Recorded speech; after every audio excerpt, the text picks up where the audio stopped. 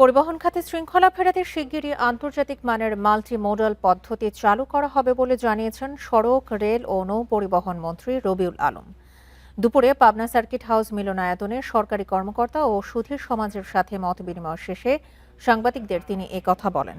মন্ত্রী বলেন, একে অপরের প্রতিপক্ষ হয়ে নয়, বরং মালিক শ্রমিকদের সাথে নিয়ে সমন্বিত উদ্যোগে পরিবহন সেক্টরে শৃঙ্খলা আনা হবে।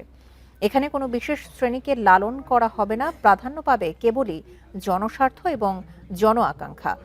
অগাস্ট মাসেই ঢাকা পাবনা সরাসরি ট্রেন চালুর ঘোষণা দেন তিনি। আগামী মাসে কোচ এলেই অগ্রাধিকার ভিত্তিতে সরাসরি ট্রেন চালু হবে।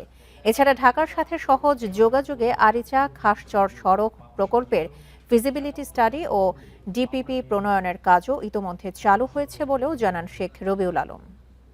প্রতি সপ্তাহে সর্বোচ্চ বার বিকাশ পেমেন্টে 50 জন হবেন পেমেন্ট চ্যাম্পিয়ন। জিতে নিন টিভি সহ আকর্ষণীয় সব প্রাইজ। গত বেশ কিছু সিদ্ধান্ত আমরা গ্রহণ করেছি, বাস্তবায়ন করবার জন্য প্রক্রিয়াটাও চিহ্নিত করেছি, অগ্রসর হচ্ছি। আমার বিশ্বাস যে একটি মাল্টি মোডাম যোগাযোগ ব্যবস্থা, যেটা আন্তর্জাতিক বিশ্বে প্রতিষ্ঠিত এবং স্বীকৃত, সেটি হয়তো বাংলাদেশেও আপনারা দ্রুততম সময়ের মধ্যে বাস্তবায়ন হতে চলেছে এবং দৃশ্যমান হবে দেখবেন।